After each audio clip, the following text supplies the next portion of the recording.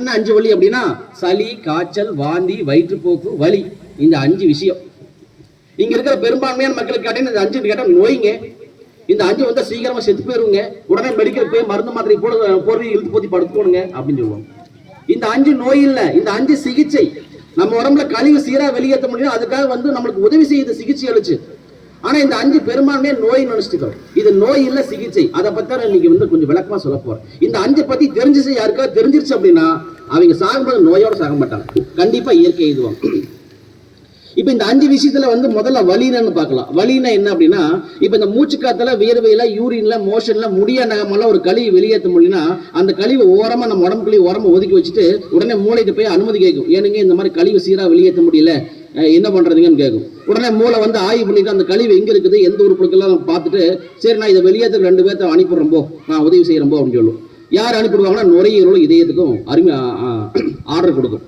ஏப்ப இந்த இடத்துல கழிவு தேங்கிச்சு, அதெல்லாம் போய் வெளியேற்றுங்கப்பா அப்படின்னு சொல்லி. ஏன்னா அவன் தான் படைத்தல் வேலை செய்யறான். அப்போ இந்த நுரையீரல் உதாரணத்துக்கு இப்ப காலையில் தூங்கி எந்திரிக்கிறீங்க, எந்திரிச்சோன்னே போய் இப்ப ரெஸ்ட் ரூம்ல உட்கார்றீங்க. இப்ப யூரின் வந்துருச்சு, ஆனா இன்னும் மலம் வரல. 2 நிமிஷம் ஆகுது, 3 நிமிஷம் ஆகுது, இன்னும் மலம் வரல.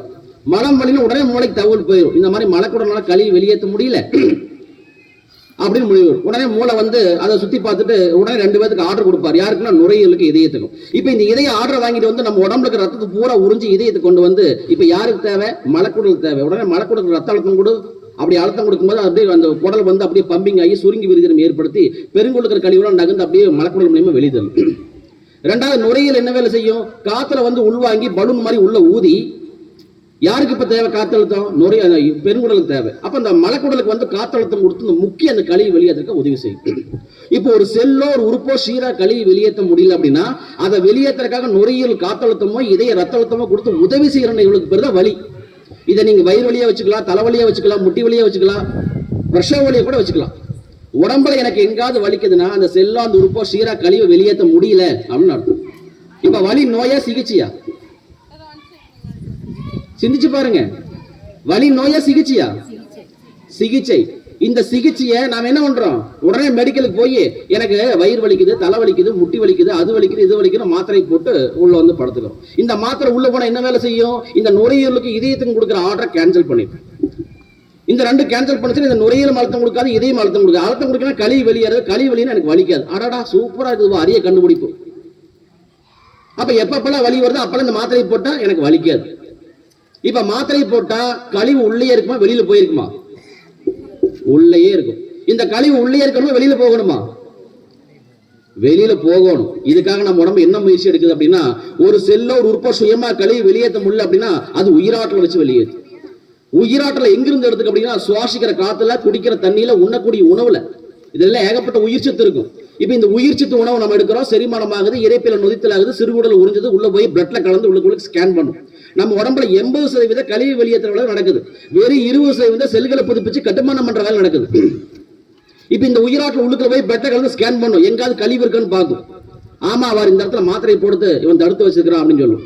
உடனே அந்த கழிவுக்கு மேல ஒரு சளிப்பழத்தை போத்தி அதை வந்து ரத்தத்திலே காத்திலே கலக்காம ஒரு கேரி பேக் போட்டு கட்டி, இப்ப மூக்குல தண்ணி ஒழுகும், காரி துப்புனா கொலைய போய் ஒழுகும், அதை இழுத்துட்டு வரைக்கும் இரும்பல் வரும், தும்பல் வரும்.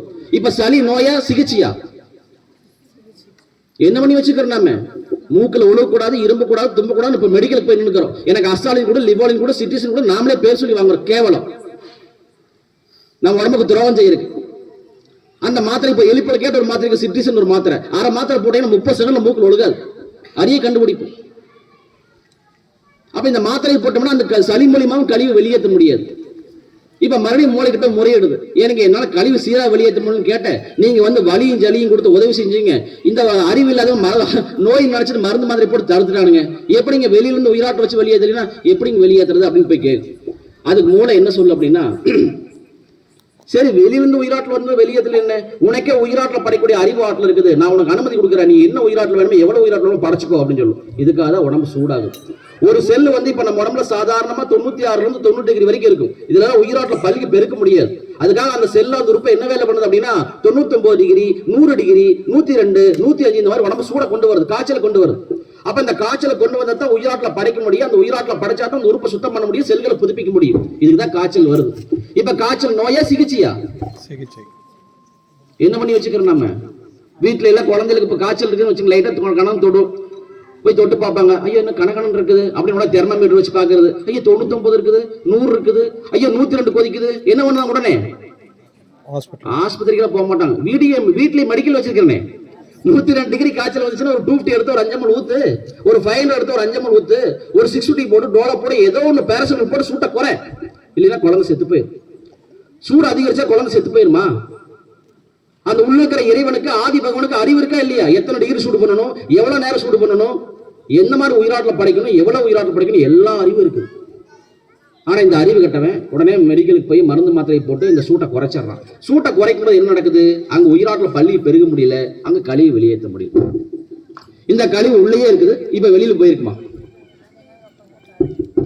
இது வெளியில போகணுமா உள்ளே இருக்கணுமா? வெளியே போகணும். ஆமா, வெளியில போகணும். அதுக்கு தான் வாந்தி வயிற்றுப்போக்கு. நம்ம உடம்புல ஏகப்பட்ட நேச்சுரல் இன்டெலிஜென்ஸ் உள்ள வேலை செஞ்சுட்டு இருக்காங்க. அவங்களுக்கு தெரியும் என்ன மாதிரி கழிவு இருந்தால் அது எப்படி வெளியேற்றணும் அப்படிங்கிற எல்லா அறிவும் இருக்கும். இப்ப சுவாசிக்கிற காத்துல, குடிக்கிற தண்ணியில, உண்ணக்கூடிய உணவுல எல்லாம் ஏதாவது ஒரு தேவையில்லாத பொருள் நம்ம உடம்புல உள்ள எட்டி பார்க்கணும்னு வச்சுக்கல, வித்தின் செகண்ட்ல ஸ்கேன் பண்ணி தூக்கி வெளியில போட்டுரும், வேண்டாம் தூக்கி வெளியில போ அப்படின்னு. இப்ப ரோட்ல நடந்து போறீங்க, இப்ப சாலையில ஏதோ ஒரு பெருக்கான நாய் அடிபட்டு செத்து கிடக்குது, ஒரு 100 அடிக்கு முன்னாடியே உங்களுக்கு நாத்தம் அடிக்கும். இப்ப பக்கத்துல போக வாசம் இன்னும் அதிகமா இருக்கும். இப்ப பக்கத்துல 150 அடியில் போனோடனே கண்டுபிடிச்சு போவார் இந்த இடத்துல செத்து கிடக்குது அப்படின்னு. இப்ப நாம என்ன பண்ணுவோம்? உடனே கர்ச்சீப்போ துண்டை எடுத்து பொத்திக்கிட்டு அதை கிராஸ் பண்ணி போற வரைக்கும் மூச்சு காத்து விட மாட்டோம். அப்படித்தானே பண்ணுவோம்? இல்ல பக்கத்துல போய் இது என்ன செத்து கிடக்குன்னு தெரியலையே, எத்தனை நாள் ஆச்சுன்னு தெரியலையே, பக்கத்துல போய் மண்டி போட்டு உட்கார்ந்து குச்சி எடுத்து கிளம்பி மோந்து வாப்பமா? அது உள்ள இருக்கிற இறைவன் அனுமதி கொடுப்பாரா? கொடுக்கவே மாட்டார். மிளகாப்படி அரைக்கிறதுக்கு போறீங்க, அந்த நொடி வித்தின் செகண்ட் உள்ள போறதுக்கு முயற்சி பண்ணுது, உடனே சென்ஸ் பண்ணி நுரையீரலுக்கு அழுத்தம் கொடுத்து அச்சுன்னு தும்பல் பண்ணி தூக்கி வெளியில் போடும். கண்ணீர் தெரியாதனமா ஒரு தூசு பட்டுருச்சு, உடனே கண்ணீர் உற்பத்தி பண்ணி அந்த தூசு அழகா உள்ளுக்கிற குழாய் மூலமே வெளியேற்ற முயற்சி பண்ணும். இப்ப இந்த அச்சுல் தும்பல் கண்ணீர் வருதுல நோயா சிகிச்சையா? அதுதான். அப்ப நம்ம உடம்பு அவ்வளவு அறிவாற்றலோட வேலை செய்யுது. இப்ப நீங்க சாப்பிடுறீங்க, ஒரு முடி உள்ள போயிருது தெரியாதனமா, ஏதோ காலையில உணவோ ஏதோ இட்லியோ தோசையோ ஏதோ சாப்பிடுறீங்க, உங்க முடியே கலந்து ஒண்ணு உள்ள போயிருது. இந்த முடி உள்ள போகும்போது உணவுக்குள்ள ஏகப்பட்ட சிசிடி கேமரா வச்சு பார்த்துக்கிட்டே இருப்பான். இது என்ன முடியல உள்ள வருது, முடியல இறந்த செல் தானே, இதெல்லாம் வெளியே போகணும், கழிவு தானே, இது உணவு லிஸ்ட்லே கிடையாது, இது எனக்கு வேண்டாம் அப்படின்னு சொல்லி உடனே வாந்தியே வெளியே தள்ளுது. இப்ப எனக்கு எதுக்கு வாந்தி வந்து தெரியுமா? எனக்கு என்ன தெரியும்? எந்த மாத்திரை போட்டா வாந்தி வராது. இப்ப ஒரு விளம்பரம் ஓடிக்கிட்டு இருக்குது, கல்யாண மண்டபத்தில் 2 போட்டோகிராஃபர் போட்டோ எடுத்துக்கிட்டு இருப்பான், எல்லாம் சாப்பிட போயிருவாங்க, எல்லாரும் சாப்பிட போயிட்டாங்க, யாருமே இல்லப்பா, வாப்பா நாமளும் போய் போட்டோ சாப்பிட்டு வந்தாலும் அப்படிமா. அதுக்கு நண்பர் இல்ல, எனக்கு எது சாப்பிட்டாலும் எது குளிச்சு வருது, கொஞ்சம் வயிறு சரியில்லை, நீ போய் சாப்பிட்டு வந்தாலும் அப்புறம் நான் போய்க்கிறேன் அப்படிமா. ஆனா இதுக்கே இப்ப கவலைப்படுறேன், பாக்கெட்ல இருந்து ஒன்று எடுத்து கட் பண்ணி டம்ளர்ல போட்டு ஒரு ஸ்பூன் போட்டு கலக்கி இந்த மாதிரி இதை குடி அப்படிமா. இதை குடிச்சனே ஒரு ஏப்பம் வரும், அப்புறம் அப்படியே நல்லா போய் சாப்பிட்டு வந்துட்டு இப்ப ஈனோக்கு நன்றி அப்படின்னு நம்பர் வரும். பாத்திருக்கீங்களா?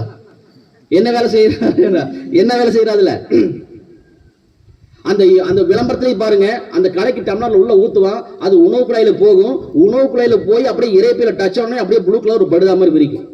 என்ன சொல்றாங்க? இறைப்பையில இருந்து எந்த கழிவு மேல் நோக்கி போகக்கூடாது அப்படின்னு அந்த அறிவை உடம்போட மொழியை மாத்தி அமைக்கிற, தோசையை திருப்பி போற துவைக்க போறோம். அப்ப இறைப்பை மேல் நோக்கி எந்த கழிவும் போகக்கூடாது அப்படின்னா கீழ் நோக்கி தான் போகணும். கீழ் நோக்கினா இறைப்பைக்கு அப்புறம் சிறுகுடல், சிறுகுடலுக்கு அப்புறம் பெருங்குடல், அதுக்கப்புறம் மடக்குடல், இது மூலியமா தான் கழிவு வெளியேற்றி ஆகும். கீழ் நோக்கி தான் போகணும். இந்த இறைப்பைக்கு அப்புறம் சிறுகுடல், அதுல ஏகப்பட்ட சிசிடி கேமரா வச்சிருப்பான். அது என்ன பண்ணி வச்சுக்கிறான்னா, இதுல உமிழ்நீர் இருக்கா, தைராய்டு இருக்கா, பித்தனை இருக்கா, வாயில மென்னு சாப்பிட்டுருக்கானா, இறைப்பையில பச்சை கலர் திரவம் இருக்குதா, நல்லா மாவு ஆட்டி இருக்குதா, கணை இன்சுலின் கொடுத்துருக்கானா, அத்தனை விஷயத்தையும் நோட் பண்ணும். இதுல ஏதாவது ஒரு விஷயம் இல்லைன்னா கூட சிறுகுடல் உள்வாங்காது, தூக்கி குப்பை தள்ளி ஓட்டிடு வேண்டாம் அப்படின்னு. இப்ப சிறுகுடல் வேண்டாம்னு சொல்லிட்டா பெருங்குடலுக்கு போயிரு, பெருங்குடல் வேண்டாம்னா மலக்குடல் மூலியமா இப்போ டிசென்ட்ரி ஆகும். இப்ப வயித்தால போகுது. எனக்கு எதுக்கு வயித்தால போகுதுன்னு தெரியுமா? எனக்கு என்ன கத்து வச்சுக்கிறேன் நானு, எந்த மாத்திரை போட்டா வயித்தால போகாது, குழந்தைகளை பள்ளிக்கூடத்தை தட்டி விட்டலாம். எந்த மாத்திரை போட்டா எனக்கு வயித்தால போகாது, நான் போய் வேலைக்கு போய் சம்பாதிக்கலாம். எந்த மாத்திரை போட்டா வயித்தால போகாது, நான் விசேஷத்துக்கு போய் பொடி பிடிக்கலாம். 3 பத்திரிக்கை வந்திருக்குது, இன்னைக்கு வேற வயித்தால போயிட்டு இருக்குது. அங்கே வரும்போதே என்னென்னமோ சாப்பிடலாம்னு லிஸ்ட் எல்லாம் சொல்லிட்டு போனேன், இந்த கருமாத்திர மாதிரி இப்படி போயிட்டு இருக்குது. உடனே 1க்கு 4 மாத்திரையை போட்டு அதை அடைச்சு, ஆமா கேட்பாங்க, ஏமா என்னம்மா 3 பத்திரிக்கை கொடுத்துருக்காங்க, இன்னைக்கு வேற வயித்தால போயிட்டு இருக்குது அப்படின்னா, ஆட நீ அங்க போய் சென்னிமலை போனேன்னா அந்த பரணி மடிக்கல் ஆப்பு வச்சிருப்பேன், அதை வாங்கிட்டு உள்ள சொருகிக்கு போ அப்படின்னு. நாமளே ஆப்பு அடிச்சு வச்சுக்கிறது, வெளியே போக கூடாது. ஆனா இந்த சளி, காய்ச்சல், வாந்தி, வயிற்றுப்போக்கு, வலி, இந்த 5 நோயா சிகிச்சையா? சிகிச்சை. இது யாரெல்லாம் நோய் நினைச்சுக்கிட்டு நீங்க வரும்போதெல்லாம் நீங்க மருந்து மாத்திரை போட்டு தடுக்கிறீங்களோ அவங்களுக்கு கழிவு வெளியில போகாது. நம்ம செல்லுலயோ நம்ம உறுப்புலயோ ஒரு 15 இருந்து 40 கழிவு வெளியில போகலினா அது கட்டியா மாறும். என்ன கட்டியா மாறுது? நீர் கட்டியா மாறுது, கொழுப்பு கட்டியா மாறுது, கேன்சர் கட்டியா மாறுது. எப்படி கேன்சர் கட்டியா மாறுது? இப்ப மூளைக்கு போய் முறையிடுது. ஏனுங்க மூச்சு காத்துல வியர்வையில யூரின்ல மோஷன்ல முடியாமல வெளியேற்றுறதுக்கு முயற்சி பண்ண சீரா என்னால வெளியேற்ற முடியல. நான் உங்ககிட்ட வந்து அனுமதி கேட்டேன். நீங்களும் சளி, காய்ச்சல், வாந்தி, வயிற்றுப்போக்கு, வலின்னு 5 விஷயத்துக்கு கொடுத்து உதவி செஞ்சீங்க. இந்த அறிவு இல்லாதவன் எல்லாம் நோய் நினைச்சு மருந்து மாதிரி போட்டு தடுத்துட்டானுங்க. இப்ப எந்த கழிவு வெளியேற்ற அனுமதி கொடுக்க மாட்டேங்கிறா. இந்த கழிவு எப்படிங்க வெளியேற்றுறது அப்படின்னு போய் கேட்கு. இப்ப மூளை என்ன சொல்லும்? அட இப்ப வெளியேற்றலன்னு என்ன, அவன் இப்ப அனுமதி கொடுக்கல என்ன, அவன் எப்ப அனுமதி கொடுக்கறானோ அப்ப வெளியேற்றிக்கலாம். அது வரைக்கும் அந்த கழிவை அந்த செல்லையே அந்த உறுப்பிலேயே பாதுகாப்பா வை அப்படின்னு சொல்லி. அப்ப அந்த பாதுகாப்பா வைக்கணும். அந்த செல்ல கழிவு கொண்டாந்து உள்ள வச்சு அதை சுத்தி ஒரு ரூமை கட்டி அதுக்கு ஒரு கதவை போட்டு ஒரு பூட்டை போட்டு சாவி குடிக்க நாங்க வச்சு. நீங்க எப்ப சுத்தமான தண்ணி, சுத்தமான காத்து, உயிர்ச்சத்து உணவு எடுக்கிறீங்களோ அதுல ஏகப்பட்ட உயிராற்றல். இந்த உயிராற்றல் அப்படியே உடுக்குல போய் பெட்ல கலந்து உடுக்குல போய் ஸ்கேன் பண்ணும். எங்காவது கழிவு இருக்கான்னு பார்க்கும். ஆமா பாரு இந்த பைத்தியக்கார ரொம்ப நாளா மருந்து மாதிரி போட்டு தடுத்து வச்சுக்கிறான், ஒரு ரூமை கட்டி பூட்டி வச்சுக்கிறாங்க. அப்படியே சரி, அப்ப அந்த ரூம் சாவி போய் எடுத்துட்டு வா அப்படியே அந்த ரூம் சாவியை எடுத்து வந்து அந்த பூட்டை அழகா திறந்து அந்த கதவை நீக்கி அந்த கழிவுக்கு மேல இருக்கிற அந்த ஒரு கேரி பேக் போட்டு கட்டி அதை ரத்தத்திலேயோ காத்துலயோ கலக்காம நுட்பமா வெளியே கொண்டாரு. இப்ப மூக்குல தனியா ஒழுகுது. இப்ப காரி துப்புனா கோலை போய் ஒழுகுது. நீங்க மூக்குல ஒழுகிறது காரி துப்புறல என்ன கேன்சரா மாறாத கழிவு. தெரிஞ்சுக்குங்க. நாம என்ன பண்ணி வச்சுக்கிறோம்? இன்னைக்கு நம்ம ஒரு நண்பர் இருக்காரு பெருந்துறை சாண்டோத்துல ஒரு டாக்டர். நான் ஒரு விஷயத்துக்காக சந்திக்கிறதுக்கு போயிருந்தேன். அவர் சொல்றாரு அந்த சளியை ஆய்வு பண்ற இடத்துல இருக்காரு. அந்த சளியை வந்து 28 லேயர் போட்டு மேல போத்தி வச்சிருக்கான். அந்த 28 லேயர் சாக்கு போய் கிழிச்சா தான் அது உள்ள என்ன டிபியா இல்ல என்ன கிருமி இருக்குன்னு கண்டுபிடிக்க முடியுமா? நம்ம உடம்பு எவ்வளவு அறிவாற்றோட வேலை செய்யுது. இப்ப அந்த கட்டி வந்து இப்ப மாறல வந்துச்சுன்னு வச்சுக்கோங்களேன். இப்ப இந்த கட்டி வெளியே இருக்கணும்னா நுரையீரல இதையே அழுத்தம் கொடுக்கணும். எனக்கு விண்ணு வலிக்குமா வலிக்காதா? இப்ப வலி வருது. எனக்கு எதுக்கு வலிக்குன்னு தெரியல. இப்ப போய் மறுபடியும் போய் டாக்டர் போறோம். ஐயா எனக்கு இங்க வலிக்குதுங்க என்னன்னு தெரியல அப்படிங்கிறோம். இப்ப அவர் என்ன சொல்றாருன்னா இது என்ன கட்டின்னு தெரியல, இது ஸ்கேன் பண்ணணும், மெமோகிராம் பண்ணணும், எம்ஆர்ஐ பண்ணணும் சொல்லி போட்டு இப்ப பண்ணி பார்த்துட்டு ஆமாமா இந்த ரைட் சைடுல வந்து ஒரு 5 mm கட்டி இருக்குது, இது என்ன கட்டின்னு தெரியல, இதை லைட்டா வெட்டி பாம்பே டெல்லிக்கு அனுப்பினா ரிசல்ட் வரும், ஒரு பயாப்சி பண்ணிடலாம்ப்பா அப்படின்னு கேட்கறாங்க. அதே பாதுகாப்பா ரத்தத்திலேயே காத்திலேயே கலக்கணும் பாதுகாப்பா வச்சிருக்குது. இவன் அதை போய் வெட்டி பார்க்கலாங்கிறது. எப்படி வெட்டி பார்ப்பாரு? ஒரு கோழி முட்டையை நீங்க கற்பனை பண்ணிக்கீங்க. அதுதான் வெள்ளை கலர்ல ஒரு செவுரு. அதுக்குள்ள வந்து ஒரு சளி மாதிரி வெள்ளை கலர்ல ஒரு திரவம் இருக்கும். அதுக்குள்ள ஒரு மஞ்சக்கரு இருக்கும். இந்த மஞ்சக்கரு தான் டாக்டர் ஆய்வு பண்ணுவோம். எப்படி ஆய்வு பண்ணுவாரு? முட்டையை உடைச்சு உள்ள போவாரு, செவுத்தை உடைச்சு. அதுக்கப்புறம் உள்ள இருக்கிற அந்த கவசம் சளிமா இருக்கிற கிழிச்சிட்டு உள்ள போவாரு. உள்ளுக்குள்ள போய் மஞ்சக்கரு போய் ஆய்வு கட்டு வருவார். இப்ப வெளியில ஆப்பாயில ஒரு பின்னூசி எடுத்து குத்துனா என்ன நடக்கும்? மஞ்சக்கரு உடஞ்சு போயிடும். அப்ப இவர் பயாப்சின்னு எப்ப பண்றாரோ அப்பதான் அது காத்துல கலக்குது, ரத்தத்துல கலக்குது, அடுத்த செல்லுக்கு போகுது, அடுத்த உறுப்புக்கு போகுது, உடம்பு பூரா பரவி ஒரு 6 மாசம் 1 வருஷம் செத்து போயிடும். இப்ப டாக்டர்ல ஒண்ணு கூட என்ன பண்றாங்க அப்படின்னா, என்னப்பா இப்படி நமக்கு பயாப்சி பண்ணி காப்பாற்றணும்னு பார்த்தா இவன் வந்து சீக்கிரமா செத்து போயிடறானே, இப்ப என்ன பண்ணலாம் ஒண்ணு கூடி இப்ப எங்க ஸ்கேன் பண்ணும்போது கட்டி இருக்குன்னு தெரிஞ்சா போது அந்த உறுப்பியை வெட்டி வீசிடு. பித்தப்பையில கல் வந்துருச்சா வேண்டாம் பித்தப்பை தூக்கிடு. கற்பப்பையில வந்துருச்சா கற்பப்பை தூக்கிடு. மார்ல வந்துருச்சா ஒரு மாரை எடுத்து வெட்டி வீசிடு. இப்ப சினிமா படத்துக்குலாம் போனீங்கன்னா அங்க படம் போறதுக்கு முன்னாடி சுனிதா அம்மா பேச பாத்துருக்கீங்களா? என் கணவன் பீடி குடிச்சு புகையில போட்டு எல்லாம் புற்றுநோய் வந்துருச்சு தொண்டையில, இப்ப பூரா டாக்டர் இதோட வெட்டி எடுத்துட்டாங்க, எல்லாம் கிழிச்சு தையல் போட்டு வச்சுக்கிறாங்க, என் வாழ்க்கையே வீணா போச்சு அப்படின்னு அழுகும். பாத்தீங்களா? இன்னைக்கு அந்த மாதிரி எந்த உறுப்புல கட்டி வந்தாலும் அந்த உறுப்பையே வெட்டி பேசுற வேலை செய்யுது. நம்ம உடம்புக்கு என்ன அறிவு இருக்குது? என்ன மாதிரி கழிவா இருந்தாலும் அது எப்படி வெளியேற்றுங்கிற அறிவு ஆட்டும் நம்ம உடம்புக்கு இருக்குது. ஆனா டாக்டருக்கு அந்த ரூம்குள்ள என்ன இருக்குன்னே தெரியாது. அந்த ரூம்குள்ள என்ன இருக்குன்னு தெரியாம அந்த கதவையோ செவுத்தியோ உடச்ச உள்ள போகும். ஆனா நம்ம உடம்புல இருக்கிற இறைவனுக்கு அந்த கழிவு கொண்டு வச்சது அவன் தான். அந்த எத்தனை நம்ம சாய் போட்டா நீக்கும், அதை எப்படி பாதுகாப்பா கொண்டு வரணும் எல்லா அறிவும் வரும். இன்னைக்கு உலகத்திலேயே நம்பர் 1 எதுல? புற்றுநோயில. 2வது சக்கரை நோயில. யார் தெரியுமா முன்னாடி? இந்தியா.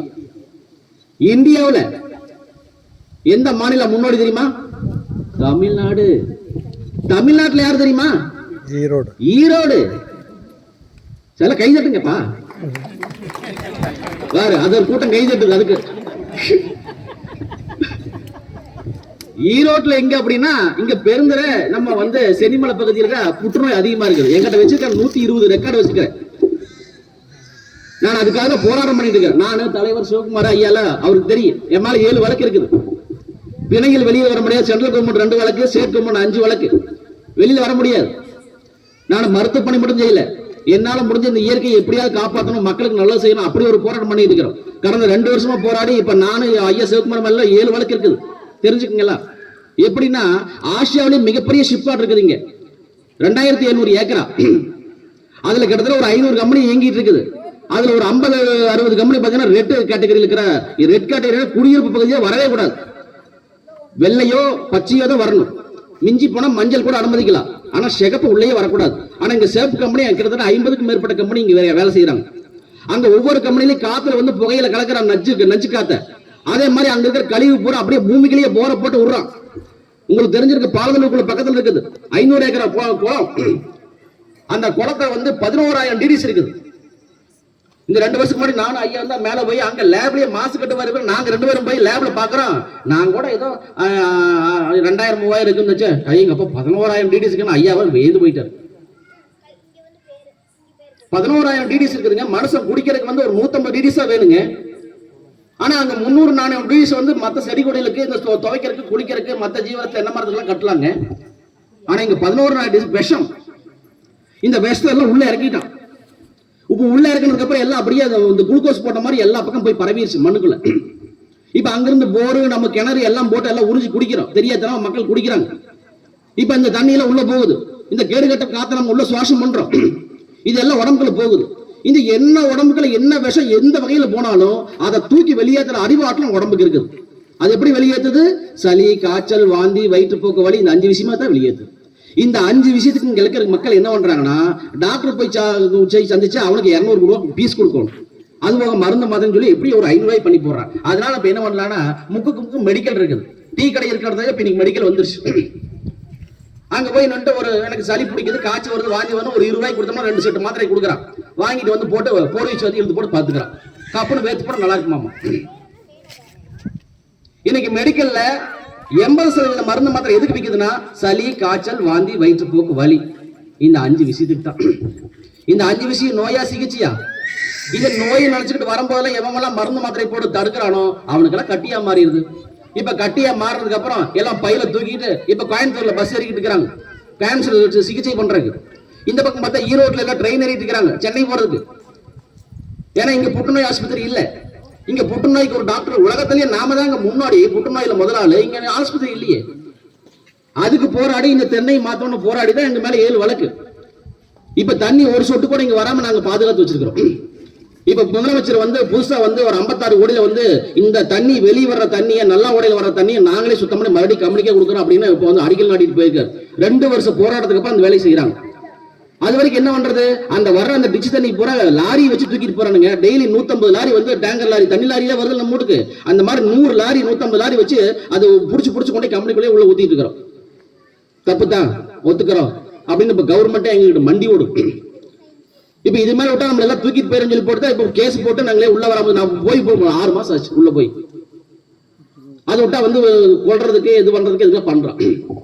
அப்ப நம்ம என்ன தெரிஞ்சுக்கணும்? இந்த சளி, காய்ச்சல், வாந்தி, வயிற்றுப்போக்கு, வலி, இந்த 5 நோய் இல்ல. இந்த 5 வரும்போது இது சிகிச்சை. இந்த சிகிச்சை உடம்பு பண்ணும்போது நான் என்ன பண்ணணும் என்ன பண்ணக்கூடாது அப்படிங்கிற அறிவு இருந்தா யாருக்காவது நோய் வருமா? இந்த 5 வரும்போது நல்லா நுட்பமா கவனிச்சு பாருங்க. அவங்களுக்கு பசி அப்படிங்கிற உணவே இருக்காது. பசி இருக்குமா? தலைவலி தாங்க முடியல, இல்ல பிரஷர் வலி வந்துருச்சு, பசிக்குமா? காய்ச்சல் கனமா கொதிக்குது, வாந்தி வயித்தாலையா போகுது, பசிக்குமா? பசிக்காது. அப்ப பசி இல்லாதப்ப நான் என்ன சாப்பிடக்கூடாது, பசிக்கும் போது நான் என்ன சாப்பிடணும் அப்படிங்கிற அறிவு இருந்தா உங்களுக்கு கேன்சர் வராது. அந்த அறிவு இல்லைன்னா கண்டிப்பா வந்துடும். அப்ப நம்ம பசிக்கும் போது என்ன சாப்பிடணும் என்ன சாப்பிடக்கூடாது, அதுக்கு பசின்னு என்னன்னு தெரியும். இங்க யாராவது பசினா தெரியுமா? இருக்காது. 3 வேளை சாப்பிடணுங்க, நேரத்துக்கு சாப்பிடணுங்க. இன்னைக்கு காலையிலேயே குடல் கறி எடுத்து எல்லாம் வச்சாச்சு இட்லிக்கு. இப்ப மத்தியானம் வேற பிரியாணி செஞ்சு போட்டாங்க, அது வேற ஒண்ணு மிச்சமா இருக்குது. இப்ப வேற பசி இல்ல, ஆனா இன்னும் கொஞ்சம் பிரியாணி கிடக்குது, நீ போனா பேர போய் சாப்பிடணும். குழந்தைகளை கேட்டா மத்தியானம் 12 மணிக்கு பெல் அடிச்சா எல்லாரும் டிஃபன் பாசி திறந்து சாப்பிடணும். அம்மா வீட்டுல தோசை விட்டு அடிக்க வாங்க சாப்பிடணும், உடனே ஓடி போய் சாப்பிடணும். கண்ணால பார்க்கும்போது, காதால கேட்கும்போது, ஸ்மெல் பண்ணும் போதெல்லாம் போய் சாப்பிடணும் அப்படின்னு பண்ணி வச்சுக்கிறோம். இதுவா பசி?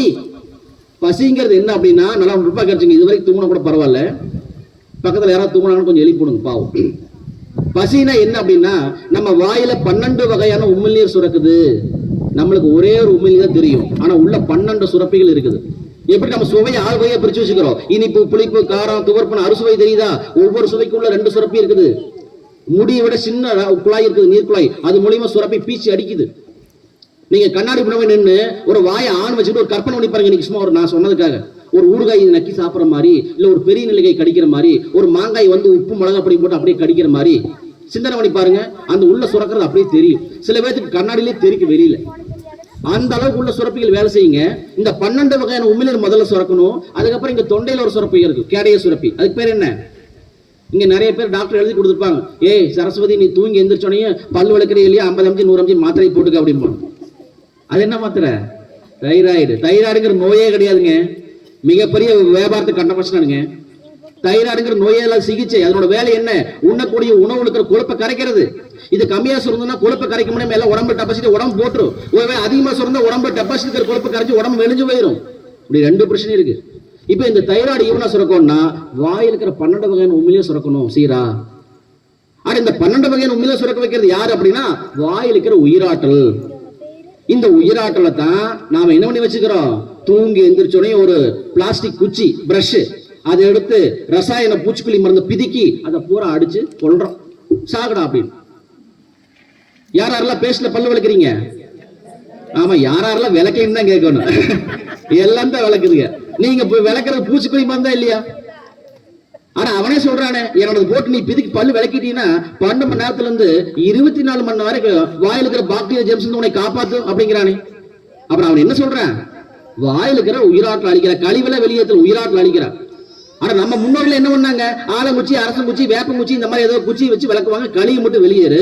அப்ப அதுல ஏதோ ஒரு பால் இருக்கு, அந்த பால் வந்து உயிராற்றல் பள்ளி பெருகு. அப்ப அது உடம்புக்கு நம்ம ஒரு மெடிசனா பயன்படுத்துவோம். அதெல்லாம் மண்ணு கறி இந்த மாதிரி ஏதோ உப்பு ஏதாவது வச்சு விளக்குவோம். இப்ப கொஞ்சம் மக்களுக்கு அறிவுரை வந்ததுக்கு அப்புறம் பேஸ்ட்ல உப்பு இருக்குதா, உனக்கு கறி இருக்குதா, அப்புறம் வேப்பந்தலை இருக்குதா, அது இருக்குதா, இது இருக்குதான்னு வரும். யாரெல்லாம் தயவு செஞ்சு நீங்க பேஸ்ட்ல பல்ல விளக்குறீங்களோ அவங்க எல்லாம் உயிராற்றல அழிக்கிறீங்கன்னு அர்த்தம். நீங்க உயிராற்றல் நீங்க அழிச்சீங்க அப்படின்னா உங்களுக்கு தைராய்டு வரும், சுகர் வரும், பிபி வரும், கேன்சர் எல்லாம் வரும். இப்ப இந்த உயிராற்றல் நம்ம அழிக்க கூடாது. இந்த உயிராற்றல் நீங்க அப்படி அழிச்சீங்கன்னா இந்த உயிராற்றல் தான் அந்த முடியை விட சின்ன இருக்கிற நீர்க்குழையை சுத்தம் பண்ணிக்கிட்டே இருக்கிறது. அது யார் சுத்தம் பண்ணுவா? அதுக்கு ஒரு டியூப் இருந்தா தான் கண்ணாடியில் வந்து தெரிக்குது. சும்மா வந்து தெரிக்குமா? கண்ணாடியில் வந்து ஒரு துளி உழுகுதுன்னா அதை விட 100 மடங்கு குழாய் சின்னதா உள்ள இருக்குன்னு அர்த்தம். அந்த குழாயை சுத்தமா அடைப்பு இல்லாம சுத்தமா பேணி பார்க்கறதுக்கான வாயில் இருக்கிற உயிராற்றல். இந்த உயிராற்றல் அழிச்சிங்கன்னா எனக்கு 10 தான் சுரக்கும், 8 தான் சுரக்கும். அப்ப 8 தான் சுரக்குதுன்னா வாயில தொண்டையில சுரக்கிற தைராய்டு சுரக்காது. சுரக்கலன்னா என்ன பண்றது? டாக்டர் போனா 50 mg 100 mg மாத்திரை எழுதி கொடுப்பாங்க, அதை போட்டுக்கோ அப்படின்னு. இது எப்ப நிறுத்தணும் அப்படின்னா நீ எப்ப சுடுகாட்டில் போய் குளித்தன் படுக்கிறியோ அப்ப நிறுத்திக்கோ, அது வரைக்கும் போடு அப்படிதான் சொல்றாங்க. தைராய்டு யாராவது மாத்திரை விட்டங்க இருக்கீங்களா? சுகர் பிரஷருக்கு மாத்திரை விட்டங்க இருக்கீங்களா? யாருமே கிடையாது. அப்போ இந்த உமிழ்நீர் 12, தொண்டையில சுகர் தைராய்டு, அப்புறம் கல்லில் ஒரு நீர் சுரக்கும். அது என்ன நீர்? யாருக்கும் ஒண்ணும் தெரியாது. பைக்கை பத்தி தெரியும், நம்ம காரை பத்தி தெரியும், கையில வச்சுக்கிற செல்போன் பத்தி தெரியும், பக்கத்துல இருக்கிற புருஷன் முன்னாடி பத்தி தெரியும். உடம்பு பத்தி தெரியுமா? அதான் தெரிஞ்சுக்கிறது இல்லை. உடம்போட மொழி யாருக்கும் தெரியுது. கல்லியில் என்ன இருக்குன்னா அது பேர் பித்தநீர். பித்தநீர்னு என்ன அப்படின்னா இப்ப நம்ம ஏதாவது உணவு சாப்பிடுறோம், இந்த உணவு வந்து குளுக்கோஸ் மாதிரி ரத்தமா சக்தியா மாறுது. இந்த ரத்தத்துக்கு வயசு 100 நாள் 120 நாள். 120 நாளைக்கு அப்புறம் அந்த ரத்தம் செத்து போயிடும். செத்து போன ரத்தம்ல எங்க தேடி கண்டுபிடிச்சு எல்லாம் பொறுக்கிட்டு வருது வந்து மண்ணீரல் ஸ்வீலிங். இந்த பொறுக்கிட்டு வந்து இதெல்லாம் கொண்டு கல்லியல் கொடுத்துரும். கல்லியல் மிகப்பெரிய ஒரு ஃபேக்டரி. அந்த ஃபேக்டரி வந்து கெட்டு போன ரத்தம் அப்படியே பித்தநீரை மாத்தும்.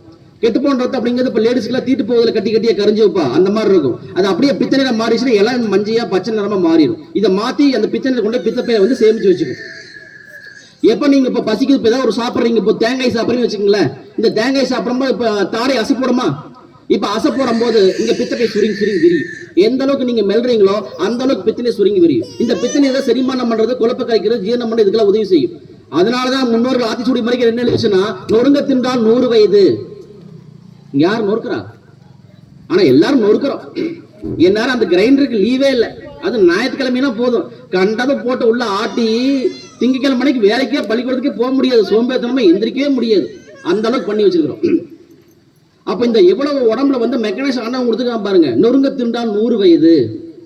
அப்ப உமிழ்நீர் 12, தைராய்டு, பித்தநீர் 3 ஒன்னா சேர்ந்துச்சுன்னா இறைப்பையில ஒரு பச்சைக்கல்ல ஒரு திரவம் வந்துடும். இந்த திரவத்துக்கு பேரு ஆல்கலைன் ஆசிட். இதுல காரத்தன்மை இருக்கும். நம்ம உடம்புல 2 ஆசிட் உற்பத்தி ஆகுது. ஒண்ணு காரத்தன்மை பச்சை கலர் ஆல்கலைன் ஆசிட், அதுக்கப்புறம் சிவப்பு colour acetic acid, hydrochloric acid.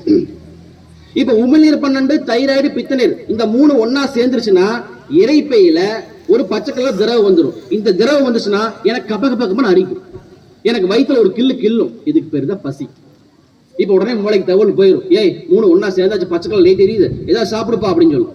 இப்ப வேக வேகமா என்ன பண்றது, கையால நடுக்குமாக, ஏப்பா என்ன இட்லி வெந்துருச்சா அப்படின்னு கேட்போம். இப்ப வந்தனே இட்லியோ ஏதோ தோசையோ ஏதோ ஒரு பழங்களோ ஏதோ போய் சாப்பிடுவோம். இப்ப இந்த செரிமானமான உணவெல்லாம் போய் இந்த இறைப்பையில போய் பச்சை கலர் திரவத்தை போய் உள்ள பொத்துன்னு விழுகும். இந்த பொத்துன்னு விழுந்ததுக்கு அப்புறம் அங்க இறைப்பையில 2 மணி நேரம் மாவாற்ற வேலை நடக்கும். மாவாற்ற வேலை நடந்துச்சுன்னா இப்ப உடனே வந்து கணையை வந்து பார்க்கும், இதுல உமிழ்நீர் இருக்கா, தைராய்டு இருக்கா, பித்தனை இருக்கா, இறைப்பையில நல்லா வந்து பச்சை கலர் திரவம் தான் இருக்குதா, நல்லா மாவாட்டிக்கன்னு பார்க்கும். எல்லாம் சூப்பரா பண்ணிட்டானுங்க அப்படின்னா உடனே கணை அனுமதி கொடுக்கும். அதுக்கு பிறகு இன்சுலின். இப்ப கணை இன்சுலின் கொடுத்தாச்சு அப்படின்னா இந்த 2 மணி நேரம் ஆட்டின மாவு அதுக்கப்புறம் சிறுகுடல் உள்ள உறிஞ்சோணும். இந்த சிறுகுடலை பாத்தீங்கன்னா கிட்டத்தட்ட ஒரு 7 மீட்டர் இருக்கும். 1 மீட்டர்னா 3.25 அடி, 7 மீட்டர்னா 25 அடி நீளம் இருக்கும். இந்த ஞாயிற்றுக்கிழமைக்கு யாராவது குடல் வாங்கிட்டு வந்து எப்படி மாலையை கட்டி தொங்க கொடுக்குறாங்க, அந்த மாதிரி ஆட்டுக்கு மாட்டுக்கு இருக்கும் போது நம்மளுக்கு இருக்கு. அவ்வளவு பெரிய குடலை தான் மடிச்சு இப்ப சின்னத்தை ஒரு பேக்கெட்டா வச்சிருக்கிறோம். அந்த சிறுகுடுக்குள்ள பாத்தீங்கன்னா உட்புறமா ஒரு குட்டி ஓட்டை இருக்கும். என்ன மாதிரினா முடியை விட சின்னதா உள்ள ஹோல்ஸ் இருக்கும். இப்ப இந்த ஒவ்வொரு ஹோல்ஸுக்கும் ஒவ்வொரு கதவு இருக்கும். இந்த கதவை நீக்கணும்னா கணைய அனுமதி கொடுத்தா மட்டும்தான் நீக்கும். நம்ம உடம்புல அவ்வளவு அற்புதமா அறிவாட்டோட வேலை செய்யும். இப்ப கணைய அனுமதி கொடுத்தாச்சு, இன்சுலின் கொடுத்தாச்சு, சிறுகுடல் கதவெல்லாம் ஓப்பன் ஆயாச்சு. இப்ப இந்த 2 மணி நேரம் ஆட்டின மாவு இப்ப உள்ள உறிஞ்சுது. எப்படி உறிஞ்சுது, முடியை விட சின்ன ரத்த குழாய் மூலியமா உள்ள உறிஞ்சுது. அந்த உறிஞ்சதுக்கு பிறகு குளுக்கோஸ், இந்த குளுக்கோஸ் வந்து முடியை விட சின்ன செல்லு கொண்டு கொடுக்குது. அந்த செல்லு அதை வாங்கி எரிச்சு பயன்படுத்தி அதை சக்தியை ரத்தமா மாத்தி அது ஒரு கழிவு வெளியேற்றுது. அந்த கழிவு தான் மூச்சு காத்துலயும் வியர்வையிலையும் யூரின்லயும் வெளியில போகுது. இப்படித்தான் நம்ம உடம்பு வந்து இயங்குது. மலத்துல போறது அது சக்கை. இப்ப கரும்பால் குடிக்கிற போனீங்க அப்படின்னா கரும்பு உள்ள நுழைச்சிங்கன்னா சக்கை போய் விழுந்துரும். அந்த ஜூஸ் தான் நம்ம குடிக்கிறோம். இப்ப மலத்துல போறதுல வெறும் சக்கை. நம்ம உடம்பு வந்து உணவு உள்வாங்கி ஒரு செல்லு வரைக்கும் போய் அந்த செல்லு வேண்டான்னு வெளியேற்றுறது தான் கழிவு. அந்த கழிவு தான் மூச்சு காத்துல வியர்வையில யூரின்ல 80% கழிவு அதுலதான் வெளியே போகும். இப்படிதான் நம்ம உடம்பு வேலை செய்யுது. இந்த அறிவாளம் நம்மளுக்கு தெரியுமா? என்ன பண்ணி வச்சுக்கிறோம், நினைச்ச நேரம் யாரு கொடுத்தாலும் தூக்கி உள்ள போட்டு அது வாட்டுக்கு உள்ள கிரைண்டர் ஓடிக்கும் அப்படின்னு நம்ம நினைக்கிறோம். அப்படிலாம் இல்ல.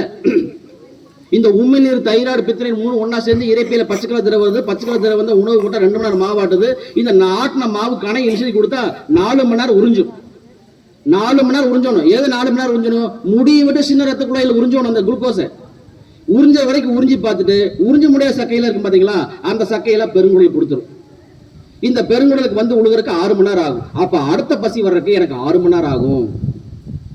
ஒரு தடவை எனக்கு பசிக்கு நான் சாப்பிட்டாச்சுன்னா அடுத்த பசி வர்றதுக்கு எனக்கு 6 மணி நேரம் ஆகும். இந்த 6 மணி நேரம் கேப்ல நீங்க யாரெல்லாம் எந்த பொருளை யாராவது கொடுத்து நீங்க வாயில வைக்கிறீங்களோ அதெல்லாம் கழிவு. அது நம்ம உடம்பு ஏத்துக்காது. அந்த கழிவை தூக்கி வெளியே போட்டுரும், எப்படியோ ஒன்று வெளியேற்றும். அந்த வெளியேற்றதான் இப்ப மருந்து மாதிரி போட்டு தடுத்து தெரியும். இப்ப ஒரு தடவை பசி வந்தாச்சு, உண்மையில் பண்ணிட்டு தைராய்டு, பித்தனை 3 சேர்ந்து இறைப்பையில பச்சை கலர் திரவம் வந்தாச்சு கபகபன். ஆனா இப்ப சாப்பிட முடியல. இப்ப எனக்கு பசிக்குது, கொலை பசியா இருக்குது. ஆனா இவர் பேசியே அறுத்துட்டு இருக்கிறார். இப்ப சாப்பிட விடமாட்டாரு போல இருக்குது. இன்னொரு 1/2 மணி நேரம் ஆக மாட்டேங்குன்னு நினைக்கிறேன். இப்ப இந்த பசிக்கு நீங்க சாப்பிட குடிக்கல, நான் பஸ்ல போயிட்டு இருக்கிறேன், உட்காந்து ஸ்பீச் கேட்டுக்கிறேன் அப்படின்னா 1/2 மணி நேரம் வரைக்கும் தான் அந்த பச்சை கலர் இருக்கும். 1/2 மணி நேரத்துக்கு அப்புறம் அப்படியே ஷர்ப் கலரா மாறிடும். ஷர்ப் கலர் மாறிடுச்சுன்னா என்ன ஆசிடா மாறுதுன்னா அது ஹைட்ரோகுளோரிக் ஆசிடா மாறுது. இந்த ஹைட்ரோகுளோரிக் ஆசிட் நம்ம வீட்டுல பயன்படுத்துறோம். எங்க? டாய்லெட்ல, பாத்ரூம்ல எல்லாம் கழுவுக்கு பயன்படுத்துறோம். வச்சிருக்கீங்களா ப்ளூ கலர், பச்சை கலர், ஹார்பிக், டோமக்ஸ் எல்லாம் வச்சிருக்கீங்கல்ல, அதுல போய் இன்னைக்கு போய் எடுத்து பின்னாடி படிச்சு பாருங்க. ஹைட்ரோகுளோரிக் ஆசிட் இத்தனை % கலந்து வச்சிருப்பான். அந்த ஆசிடோட வேலை என்ன? போகாத கரையும் போக்குறது, கண்ணுக்கே தெரியாத கிருமி இருந்தா அதெல்லாம் அழிக்கிறது. இப்ப இந்த ஹார்பிக்கும் டோமஸும் நம்ம வயிற்றுக்குள்ள சுரக்கிறது ஹைட்ரோகுளோரிக் ஆசிட் தான். எதுக்கு? இறைப்பை சுத்தம் பண்ணணும். இவன் பசி வந்துருச்சு, இவன் சாப்பிடாம விட்டான், அதனால நான் சுத்தம் பண்றதுக்கு போறேன் அப்படின்னு இப்ப சுத்தம் பண்ற ப்ராசஸ் நடக்கும். இறைப்பையில் 1/2 மணி நேரம் சுத்தமாகும். அதுக்கப்புறம் சிறுகுடல் 7 மீட்டர் இருக்குது, வளைஞ்சு இருக்குது, குட்டி ஓட்டை இருக்குது, அதெல்லாம் பிரஷ் வச்சு கிளீன் பண்ணணும். அதை கிளீன் பண்றதுக்கு 1/2 மணி நேரம் டைம் எடுத்துக்கும். அதுக்கப்புறம் மலக்குடல், அதை கிளீன் பண்றதுக்கு 1/2 மணி நேரம் டைம் எடுத்துக்கும். மொத்தம் 1.5 மணி நேரம் கிளீன் பண்றதுக்கு டைம் எடுத்துட்டு 1.5 மணி நேரத்தில் கிளீன் பண்ணி முடிச்சுட்டு அந்த ஏசிட்லாம் கொண்டு போய் மலக்குடல் கொண்டு விட்டுரும். அப்ப ஒரு தடவை எனக்கு பசிக்கு நான் சாப்பிட்டாச்சுன்னா அடுத்த பசி வரைக்கும் எனக்கு 6 மணி நேரம் ஆகும். ஒரு தடவை பசிக்கு நான் சாப்பிடாம விட்டேன்னா அடுத்த பசி வர்றதுக்கு 1.5 மணி நேரம் ஆகும். இந்த 1.5 மணி நேரம் கேப்ல 6 மணி நேரம் கேப்ல நான் என்ன கொடுக்கணும் அப்படின்னா பச்சை தண்ணி மாதிரி இருக்கிற தண்ணி தான், நீராக இருந்தா கொடுக்கணும். மருந்தும் கூட நீங்க கஞ்சி, கூழு, பால், பழச்சாறு, உணவுகள், பிஸ்கட், வரிக்கி, முட்டாய், பஞ்சு முட்டாய் கூட சாப்பிடக்கூடாது. சாப்பிட்டீங்கன்னா கழிவு. அந்த கழிவு வெளியேற்றுறது உடம்பு படாது பாடுபடும். உடம்போட மொழி புரிஞ்சுதான்? இப்ப உமிழ்நீர் 12, தைராய்டு, பித்தனை 3 சேர்ந்து இறைப்பையில பச்சை கலர் கபகம்னு பசிக்குது, 1/2 மணி நேரம் சாப்பிடாம விட்டேன். இப்ப சர்க்கிள்ல மாறிடுச்சு, சுத்தம் பண்ற ப்ராசஸ் நடக்குது. சர்க்கிளா வந்துருச்சு. சுத்தம் பண்ற ப்ராசஸ் எப்படி நடக்குது? வாஷிங் மிஷின்ல துணி எல்லாம் போட்டு சோப் ஆயில் ஊத்தி சுவிட்ச் போட்டா ஓடுது இல்ல, துணி துவைக்கிறதுக்கு ஆரம்பிக்குது. இப்போ 1 மணி நேரம் ஓடுனதுக்கு அப்புறம் தான் கதவை நீக்க முடியும், கியாமியான்னு கத்தனா நீக்க முடியும். இப்போ இடையில போய் கதவை நீக்க முடியுமா? நீக்கவே முடியாது. அந்த மாதிரி ஒரு மெக்கானிசம் நம்ம உடம்புல இருக்குது. இப்போ இந்த உணவு குழாயி, இறைப்பை, இந்த ரெண்டுக்கு நடுவில் ஒரு கதவு இருக்கும். இந்த கதவை லாக் பண்ணிட்டு தான் சுத்தம் பண்றதுக்கு ப்ராசஸிங் நடக்கும். சிவப்பு கலர் போட்டு இப்படி அலாசும். இப்போ நம்ம தெரியாதனமா ஏதாவது உணவு நம்ம வாயில் வைக்கிறோம். இப்போ டீ கடைக்கு போற நண்பர் வந்தான், இப்போ எனக்கு பசியே இல்லை, ஏப்பா வாப்பா டீ சாப்பிட போனா அங்கே போனையும் சூடாக மலைகிறதுக்கு உருளைக்கிழங்கு போண்டா வாழைக்காய் பஜ்ஜி எல்லாம் போட்டு வச்சுக்கிறாங்க, இந்த நீ ஒன்று சாப்பிட நானும் சாப்பிடணும் எடுத்து கொடுக்கலாம். இப்போ இந்த பசியில் உள்ள சுத்தம் பண்ற ப்ராசஸிங் நடக்குது. இப்போ போய் போண்டாவை தூக்கி உள்ளதை போகிறோம். இந்த போண்டா இப்போ உள்ள போனோனையும் இந்த உணவுக்குள்ள இருக்கிற கதவை நீக்கிட்டு இந்த போண்டாவை எறும்புச்சாணியோட பொத்துன்னு இறைப்பியில் போய் விழுகும். இறைப்பியில் போய் என்ன விழுந்தாலும் ஒடியாந்து கணையை ஒடியாந்து பார்க்கும். இப்போ இந்த இறைப்பியில் போய் இந்த போண்டா போய் உழுகுது பார்த்தீங்களா, இதில் சிவப்பு கலரில் அந்த ஆசிட் இருக்கும். இந்த ஆசிட் இந்த கதவை திறந்து உள்ள விழுனால இந்த கதவு மூலியம் மேலே லைட்டாக தெரியும். அப்படி யாருக்காவது தெரிச்சிச்சு அப்படின்னா எனக்கு நெஞ்சரிச்சல், நெஞ்சக்கரிப்பு, உணவு குழாய் புண்ணு, அப்புறம் அல்சர், வாயில் புண்ணு, குடல் புண்ணு, இதெல்லாம் வர்றதுக்கு என்ன காரணம்? பசி இல்லாதப்ப நீங்கள் ஏதாவது ஒரு பொருள் போட்டிங்கன்னா தான் இதெல்லாம் வரும். இப்போ இந்த உணவு போய் பொத்துன்னு உழுகுது. இது பொத்துன்னு உழுதுனே கடையை ஒடியாந்து பார்க்கும். அடுத்து என்னடா பைத்தியக்காரன், நான் இப்போ சுத்தம் பண்ணிட்டு இருக்கேன், இப்போ கொண்டாந்து போண்டா போட்டு வச்சுக்கேன் பாரு பைத்தியக்காரன் அப்படின்னு சொல்லி போட்டு நம்மளை திட்டி போட்டு அதுக்கு இன்சுலின் கொடுக்க திரும்பி போயிடும். கணை எப்போ இன்சுலின் கொடுக்கும்? பச்சைக்கல்ல இருந்தா, இறைப்பையில் நல்லா மாவு ஆட்டி இருந்தா அப்படிதான் கொடுக்கும். இப்போ இங்கே இன்சுலின் சுத்தம் பண்ணிட்டு இருக்கிறோம், இங்கே போய் மாவாட்டுது. அப்போ ஷர்ட்ல சுத்தம் பண்ணிட்டு இருக்கும்போது கணை இன்சுலின் கொடுக்காம திரும்பி போயிடும். கணை இன்சுலின் கொடுக்கலனா நம்மளுக்கு சிறுகுடல் வந்து கதவு ஓப்பன் ஆகாது. அதுக்கு பூட்டுக்கு சாவியே இன்சுலின் தான். இன்சுலின் சிறுகுடல்லாம் கதவு இழுத்து பூட்டிக்கும். இப்போ இறைப்பையில் அந்த போண்டா வந்து இறைப்பையில் 1/2 மணி நேரம் சுத்தமாகி, சிறுகுடல் 1/2 மணி நேரம் சுத்தமாகி, அதுக்கப்புறம் பெருங்குடல் 1/2 மணி நேரம் சுத்தமாகி, மலைக்குடல் போய் பொத்துன்னு விழுகும். மலைக்குடல் நம்ம உடம்புக்கு குப்பை தொட்டி. இப்போ குப்பை தொட்டியில் போய் ஏசிட் மட்டும் விழுந்தா நம்ம மலம் கழிக்கிற ஃபீலிங் வராது. போண்டாவோட சேர்ந்து போய் விழுந்தா உடனே சுவிட்ச் அங்கே போயிடும். ஏய் குப்பை தொட்டி நம்பி போச்சு, கொண்டு வெளியே கூட்டிட்டு வா அப்படின்னு சொல்லும். இப்போ நாம என்ன பண்ணணும்? உடனே போய் மலம் கழிக்கணும். யூரின் டேங்க் நம்பி போச்சுன்னா யூரின் போகணும். இப்போ நாம் என்ன பண்றோம்? போக மாட்டேங்கிறோம்.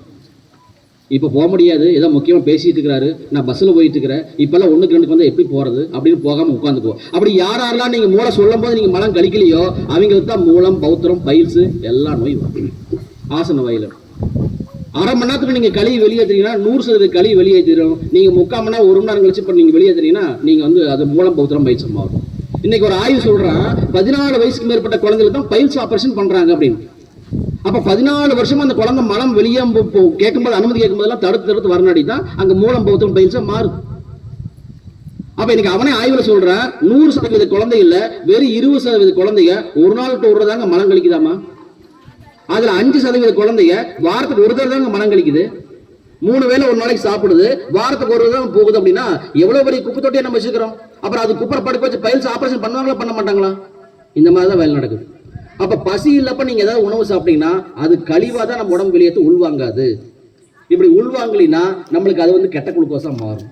அதனாலதான் சுகரு, பிபி, அப்புறம் வந்து தைராய்டு, இந்த மாதிரி எல்லா பிரச்சனையும் வர்றதுக்கு காரணம் நம்ம பசி இல்லாம சாப்பிட்டதான். அப்ப நோய் வர்றதுக்கு என்ன காரணம்? தீ அளவின்றி தெரியான் பெரிதினி நோய் அளவின்றி படும் அப்படின்னு. ஒரு 5 நிமிஷம் மட்டும் பேசலாமா இல்லை எப்படி? புரியுதா? ஏதாவது தூங்கிட்டீங்களா? ஒன்றும் புரியல. ஏதாவது சிரிக்கணும், கை தட்டணும், ஒண்ணுமே இல்லை. சரி, இப்போ நோய்னா என்னன்னு தெரிஞ்சாச்சு, நோய் வர காரணம் தெரிஞ்சாச்சு, நோயை தீர்க்கும் வழிமுறை. நான் யூடியூப்ல பேசி வச்சிருக்கிறேன், கிட்டத்தட்ட 2 மணி நேரம் இதை நம்ம விளக்கினா தான் உங்களுக்கு முழுமையாக விளக்க முடியும். நான் அந்த யூடியூப்ல என்னோட நம்பர் தர்றேன், நீங்க எனக்கு வாட்ஸ்அப்ல பதிவு பண்ணிட்டு ஹாய்னு மெசேஜ் அனுப்புனீங்கன்னா அந்த 2 மணி நேரம் காணொலி வந்து நான் உங்களுக்கு தர்றேன். அதை நீங்க இந்த மாதிரி பொறுமையாக உட்காந்து மறுபடியும் நீங்க கேட்டு பதிவு பண்ணிட்டீங்கன்னா அற்புதமான ஒரு நோயற்ற பெருவாழ்வு வாழ முடியும். இப்ப சுருக்கமா நோயை எப்படி தீக்கிறது அப்படின்னு சொல்லிடுறேன். அதுக்கு ஐயா தான் சொல்லி வச்சுக்காரு. ஐயானா திருவள்ளுவர் ஐயா, இவரு இல்ல,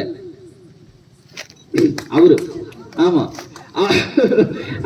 ஐயா என்ன சொல்லி வச்சுக்காருன்னா, அற்றதறிந்து கடைபிடித்து மாறல தூய்க்க துவர பசித்து மருந்தன வேண்டாம் யாக்கைக்கு அருந்தியதை அற்றது போற்றி உனின் மாறுபாடு இல்லாத உண்டி மருத்துவனின் உருபாடு இல்லை உயிருக்கு. இந்த 3 விஷயம் கோட்பாட சொல்லியிருக்காரு. மருந்து இல்லாம உன்னைய வந்து ஆரோக்கியமா வாழ்றதுக்கு இந்த 3 வழிமுறை கண்புடி அப்படின்னு சொல்றாரு. என்ன சொல்றாருன்னா, அற்றதறிந்து கடைபிடித்து மாறல தூய்க்க துவர பசினா இரவு 7 மணிலிருந்து காலையில் 7 மணி வரைக்கும் 12 மணி நேரம் விரதம் இருக்க சொல்றாரு. அற்றதறிந்து கடைபிடித்து அப்படின்னா காலையிலிருந்து பொழுது வரைக்கும் பசி வந்திருக்கும், சாப்பிட்டுருப்ப, அதெல்லாம் குளுக்கோஸ் மாதிரி ரத்தமா சத்திய மாதிரி எரிச்சு எல்லாம் கரியா எல்லாம் போனதுக்கு அப்புறம் காலையில வந்து தூய்க்க துவர பசி தூங்கி வச்சு ஒரு பசி வரும், அந்த பசிக்கு சாப்பிட்றா. நைட் 7 to 7 விரதம் இருடா, நாட்டுக்கோழி மாதிரி விரதம் இருறான்னு சொல்லணும்.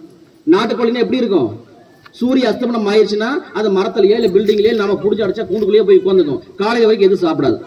காலையில் சூரிய வந்துட்டாருன்னா கொக்கரவன் கோப்பி ஆனா நீ கூட நான் வெளியில் போய் சாப்பிடணும்னு சொல்லிப்பட்டு நீ கூட்டதுக்கு அப்புறம் வெளியே வந்து சாப்பிடும். இப்போ நாட்டுக்கோழி இரவு வரைக்கும் எதாவது சாப்பிடுமா? காலையில் வரைக்கும். அப்படித்தான் நம்ம முன்னோர்கள் இருந்தாங்க, வாழ்வியலை கடைபிடிச்சாங்க. 6:30 சாப்பாடு செஞ்சு சாப்பிட்டு முடிச்சிருவாங்க. அதுக்கப்புறம் நெல்லஞ்சோறு, கம்மஞ்சோறு, ராய்க்களி எதா இருந்தாலும் அது தண்ணி ஊற்றி வச்சிருவாங்க. நைட்டு வரைக்கும் அங்கே உள்ள வந்து நொதித்தல் நடக்கும். காலையில் தூங்கி சொன்னீங்க பசி இருந்துச்சுன்னா பழைய சாப்பாடு கரைச்சி குடிச்சிட்டு போவாங்க, இல்லையா நீராகாரம் மட்டும் குடிச்சிட்டு போவாங்க.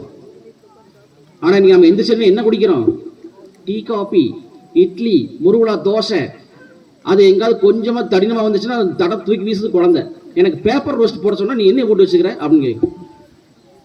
இப்ப இரவு 7-8 யாரெல்லாம் நீங்க விரதம் இருக்கிறீங்களோ அவங்களுக்கு உடம்புல 50% கழிவு சீராவே வெளியில போயிருங்க. சீரான எப்படி? மூச்சு காத்துல, வேர்வையில, யூரின்ல, முடியா, நகமாவே வெளியில போயிடும். அவங்களுக்கு இந்த சளி, காய்ச்சல், வாந்தி, வயிற்றுப்போக்கு வலி இந்த சிகிச்சை கூட தேவைப்படாது அப்படின்னு ஐயா சொல்றேன். சரிங்க, நான் 7-7 விரதம் இருக்கிறேன். காலையில் எந்திரிச்சு என்ன உணவுங்க சாப்பிட்றது? பசிக்கு மேல கபகவனு. அதுக்கு ஐயா சொல்லியிருக்காரு, மாறுபாடு இல்லாத உண்டி மருத்துணின் ஊறுபாடு இல்லை உயிர்க்கு. இன்னைக்கு அந்த குரலை வந்து நம்ம கரும்பலகையில அதை எழுதி வச்சிருக்கோம். ஏனுங்க ஐயா? ஆமா, அதான் எழுதிக்கிறோம். அதுக்கு என்ன விளக்கம் தெரியுங்களா? மாறுபாடு இல்லாத உண்டினா அது வந்து உயிருள்ள உணவு. மாறுபட்ட உணவுனா சமைச்ச உணவு, உயிர் செத்து போன உணவு. நீங்க தூங்கி இருந்துச்சு டீ, காபி, இட்லி, தோசை இந்த மாதிரி சாப்பாடு, பூரி, பணியாரம்லாம் சாப்பிட்டீங்கன்னா இதுவும் குளுக்கோஸை தான் மாறு. இந்த குளுக்கோஸ் ரத்தமா தான் மாறப்போகுது. இந்த ரத்தத்துக்கு வயசு வெறும் 10 நாள் 20 நாள் தான். இதே நீங்க காலையில் சொல்லி மாறுபாடு இல்லாத உணவு, பழங்கள், காய்கறிகள், முளைக்கட்டின தானியங்கள், ட்ரை ஃப்ரூட்ஸ், நட்ஸ், உலர் பழங்கள், கொட்டைகள். என்ன பழம்னா என்ன சாப்பிடலாம்? கொய்யாப்பழம் சாப்பிடுங்க, வீட்டில் மரத்துலேயே இருக்கும். ஒரு 50 கிராம் சாப்பிட்டா போதும், ரொம்பலாம் தேவையில்லை. அதிகபட்சம் 50 100 கிராம். ரோட்ல போட்டு வித்துட்டு இருப்பா, கிலோவே 20 ரூபா 30 தான் வித்துட்டு இருக்கும். ஆனா அதை யாரும் மதிக்க மாட்டாங்க. அந்த ஆப்பிள் வந்து மெழுகு பூசி எங்கேயும் ஆஸ்திரேலியிலேருந்து வருமாமா, அது 250 ரூபாயாமா. அதை வாங்கிட்டு வந்து மாவாட்டிருக்கு, அப்பதான் ரத்த ஊரு அப்படின்னு ஒருத்தர் ரோட்ல போட்டு வித்துட்டு வருவான். ரத்த ஊரும் சாப்பிடு அப்படின்னு. ஒரு கொய்யாப்பழம் சாப்பிட்டீங்கன்னா 2 கிலோ ஆப்பிள் சமங்க. ஒரு கொய்யாப்பழம். கொய்யாப்பழத்தில் இல்லாத சத்தே கிடையாது. அதுக்கு எந்த மருந்து அடிக்க வேண்டியதில்லை, எந்த ஒரு மேல கிரீமும் போட வேண்டியதில்லை. ஆனா ஆப்பிள் ஒரு வெங்காயம் இல்லை. ஆனா அதைத்தானே சாப்பிட்றோம். காலையில் இருந்துச்சுன்னா ஏதாவது ஒரு பழங்கள் சாப்பிடுங்க, இல்லைன்னா ஒரு நாளைக்கு காய்கறி சாப்பிடுங்க. என்ன காய்? தேங்காயிலிருந்து, வாழைப்பழத்துலேருந்து எல்லாம் சாப்பிடலாம். வெண்டைக்காயிலிருந்து. இன்னைக்கு காய்கறி மருத்துவம்னா கோயம்புத்தூர் டாக்டர் உருவாயிட்டார். வேறு இந்த நோய்க்கு இந்த காய் சாப்பிட்டா அது சரியாகி போகுது அப்படின்னு அவர் ஐயா ஒரு காய்கறி மருத்துவராக மாறி போயிட்டார். நாமெல்லாம் சாப்பிட்டு தான் இருந்தோம், யாரும் சாப்பிட்றது இல்லை. அப்புறம் முளைக்கட்டின தானியம் எல்லாத்துலேயும் முளைக்கட்டலாம். ராயிலிருந்து, கம்புலேருந்து, கோதுமையிலிருந்து எல்லாத்துலேயும் முளைக்கட்டலாம். பச்சைப்பயிர்லேருந்து, நிலக்கடையிலேருந்து எல்லாம் முளைக்கட்டலாம். முளைக்கட்டினது 50, நம்ம கிலோ கணக்கெல்லாம் தேவைப்படாது, 50 கிராம் இருந்தால் போதும். அதே மாதிரி ட்ரை ஃப்ரூட்ஸ், நட்ஸ், முந்திரி, பாதாம், பிஸ்தா, நிலக்கடலை, அப்புறம் அத்திப்பழம், பேரிச்சம்பழம், உலர் திராட்சை இதெல்லாம் கடையில் விற்கிது. ஒரு 50 கிராம் வாங்கிக்கோங்களேன். காலையில் எழுந்திரிச்சோன்னே யாரெல்லாம் காலையில் தூங்கிச்சோன்னே சமைக்காத உணவு எடுக்கிறீங்களோ அவங்களுக்கு 75% கழிவு சீராக வெளியில போயிடும். சரிங்க ஐயா, 75% வெளியே போகும். இப்ப காலையில் 7 மணிக்கு நான் சாப்பிட்றேன் எந்திரிச்சோனையும். காலையில் 7 மணி தான் நைட் 7 மணி வரைக்கும் நான் என்ன சாப்பிட்றது? என்ன வேணா சாப்பிடு, பசிக்கும் போது சாப்பிடும். அதான் ஐயா சொல்றாரு, மருந்தன வேண்டாமம் யாக்கைக்கு அருந்தியது அற்றது போற்றி உடின். இந்த காலையில் 7 மணிலிருந்து நைட் 7 மணி வரைக்கும் யாரெல்லாம் பசிக்கும் போது மட்டும் சாப்பிட்றாங்களோ அவங்களுக்கு 100% கழிவு வெளியில போகும்னு சொல்றாரு ஐயா. என்ன சாப்பிடலாம்? என்ன வச்சுக்கிற வீட்டுல? இட்லியா, தோசையா, இல்ல கடையில் போய் வாங்கணுமா? புரோட்டாவா, இல்ல ரோஸ்டா, இல்ல வெஜ்ஜா, நான்வெஜ்ஜா, என்ன வேணா உள்ள போடும்.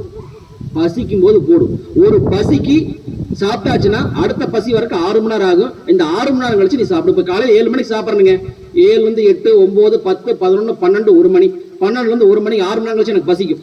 1 மணிக்கு சாப்பாடு போட்டாச்சுங்க, அப்புறம் 2 3 4 5 6 7 மணிக்கு பசிக்குங்க. 7 மணிக்கு சாப்பாடு போடு. 7 மணிக்கு மேல எதையும் வேலை தூக்கி வெளியில போடும். 7 to 7 விரதம் அற்றது அறிந்து கடைபிடித்து மாறல தூக்க துவர பஸ்து. காலை உணவு சமைக்காத உணவு, மாறுபாடு இல்லாத உண்டி மருத்துவனின் ஊறுபாடு இல்லை உயிர்க்கு. காலையில் 7 இருந்து நைட் 7 வரைக்கும் பசிக்கும் போது மட்டும் சாப்பாடு. மருந்தன வேண்டாமம் யாக்கைக்கு அருந்தியது அற்றது போற்றி உணின். முடிஞ்சு போச்சு வாழ்க்கையே. எந்த மருந்தும் தேவையில்லை. உடம்பு கழிவு சீரா வெளியேறுது. கழிவு சீரா வெளியேறியதான் நோய் வரும். நோய் வந்து தான் நீ மாத்திரை தூக்கிட்டு ஓடணும். இப்ப இந்த வாழ்வியல் யாராரா இரவு 7 to 7 விரதம், காலை உணவு சமைக்காத உணவு, பசிக்கும் போது மட்டும் நீங்க சாப்பிடுறீங்களோ அவங்களுக்கு என்னென்ன நோய் சரியா தெரியுங்களா? நான் கண் கூட வச்சிருக்கிறேங்க, எத்தனை நாள் சரியாகும்னு ரெக்கார்டு வச்சிருக்கிறேன். வாயு வடிவில் ஒரு கழிவு இருக்குது. எனக்கு கேஸ் ட்ரபிள், நெஞ்சு கழிப்பு, உணவு குழாய் புண்ணு, அல்சர் இந்த மாதிரி இருக்கிறீங்களா 3 to 7 நாளையும் சரியாகுது. அதே மாதிரி எனக்கு திரவ வடிவில் கழிவு இருக்குது. இப்ப நுரையீரல் வந்து சளியை போத்தி எல்லாம் வெளியே கொண்டு வந்து இருக்குது.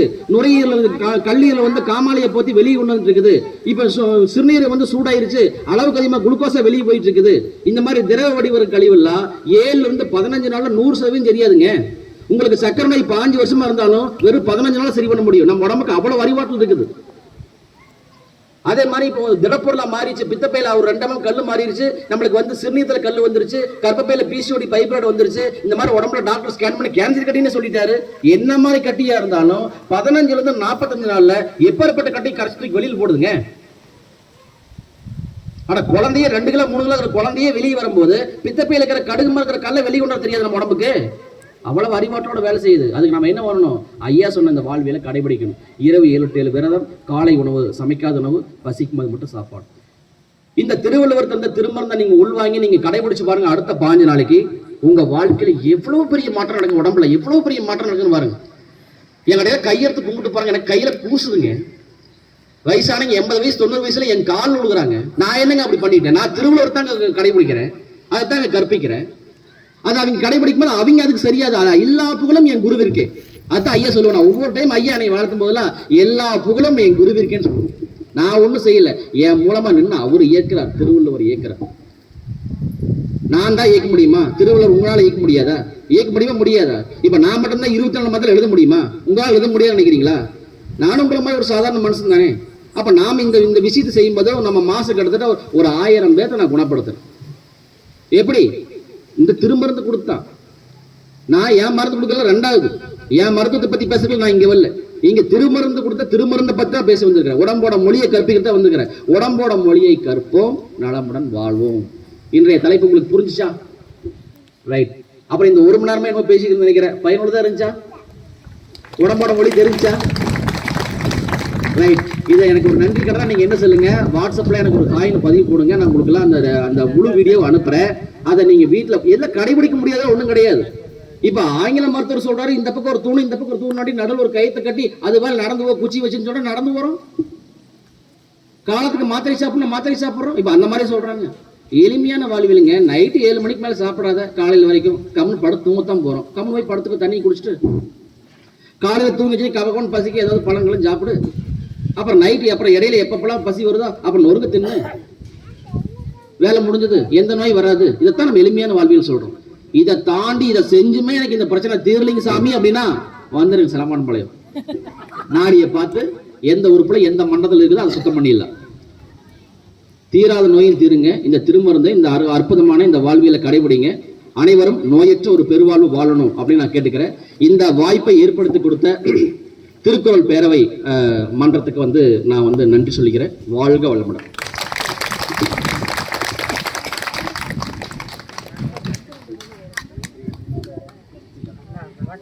எவ்வளவு சிரமப்பட்டு இந்த நிகழ்ச்சியை ஏன் ஏற்பாடு பண்ணணும்னு இப்போ எல்லாத்துக்கும் புரிஞ்சிருக்கும்னு நினைக்கிறேன். குறிப்பாக நம்ம ஊரில் இந்த நிகழ்ச்சி ஏற்பாடு பண்ணுறதுக்கு ஒரு வாரமாக எவ்வளவு சிரமப்பட்டோம்னு ஒரு சில நண்பர்களுக்கு தெரியும். உடல் மொழி இப்போ தெரிஞ்சிருக்கும்னு நினைக்கிறவங்க எல்லாத்துக்குமே, இல்லைங்களா? சரி, இப்போ மிக முக்கியமான ஒரு இடத்துக்கு வரப்போகிறோம். இதனால் நமக்கு எந்த அளவுக்கு இந்த நிகழ்ச்சி பயனுள்ளதாக இருந்ததுன்னு அங்கே இருந்து யாராவது 2 பேர் உங்களுடைய கருத்துரை இங்கே பதிவு பண்ணணும். வாங்க, யார் வரலாம்? யார் வேணாலும் வரலாம். அவர் நமக்கு உடலோட மொழியை பற்றி நமக்கு சொல்லி தந்தாங்க. நல்லா புரியுற மாதிரி தெளிவாக சொன்னார். நம்ம நோயாக நினைக்கிற சளி, வாந்தி, பேதி இதெல்லாம் ஒரு நம்ம உடம்புக்கு தர ஒரு சிகிச்சைன்னு நமக்கு நல்லா சொன்னாங்க, எடுத்து சொன்னாங்க. அதை நம்மளும் கடைபிடிப்போம். இந்த கேன்சர் நோயை பற்றி சொன்னாங்க. எங்கள் ஸ்கூலில் கூட சொல்லிட்டு இருந்தாங்க, நம்ம தமிழ்நாடு தான் இப்போ கேன்சரில் முதலிடத்துல இருக்குன்னு.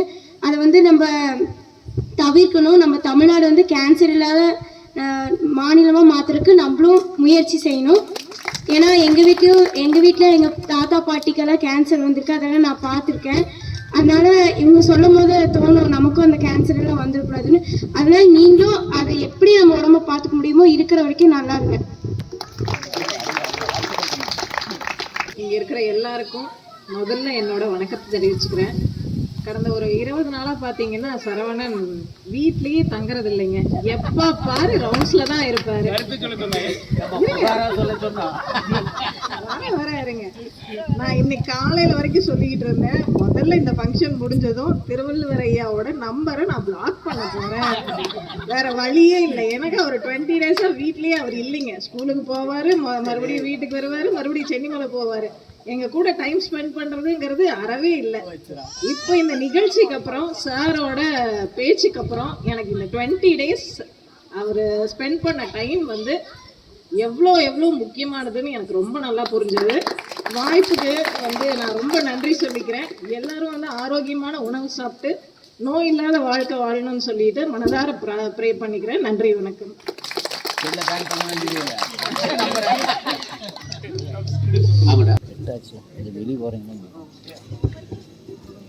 இங்கே கூடியிருக்கும் அனைவருக்கும், இங்கே விழாவை சிறப்பிக்க வந்திருக்கும் பெரியோர் அவர்களுக்கும் எனது வணக்கத்தை தெரிவித்துக் கொள்கிறேன்.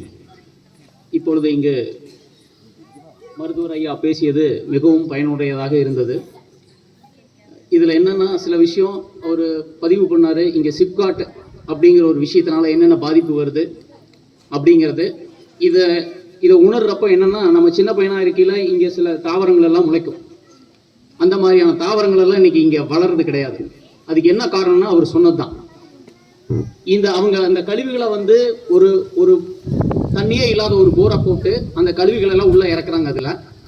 அது அப்படியே அங்கிருந்து ஸ்ப்ரெட் ஆகி பல கிலோமீட்டர் வரைக்கும் அது பரவி வந்துருச்சு. அதே மாதிரி இந்த காத்துல வந்து பாத்தீங்கன்னா அந்த நச்சுத்தன்மை வந்து காத்துலையும் பரவிடுச்சு. நம்ம சுவாசிக்கிற அந்த காத்துலையும் சரி, நம்ம குடிக்கிற அந்த தண்ணீரும் சரி, நம்ம சாப்பிட்ற உணவுகளையும் சரி, இன்னைக்கு அந்த நச்சுத்தன்மை வந்து அளவுக்கு அதிகமான முறையில கலந்துருக்குது அப்படிங்கிறது உள்ளார தெரியுது. ஏன்னா நம்ம வாழ்வியல் முறையில நம்ம சின்ன பையனா இருக்கையில ஓடி ஆடி விளையாண்ட பருவங்கள்ல தும்பைச்செடி இருக்கும். பட்டாம்பூச்சியை பிடிக்கிறதுக்காக அந்த தும்பைச்செடியை பிடுங்கிட்டு பட்டாம்பூச்சி ஓடி போய் பிடிப்போம். அந்த தும்பைச்செடியில அடிச்ச அந்த வாசம் இன்னைக்கு நினைச்சா கூட அந்த வாசம் என்னால் உணர முடியுது.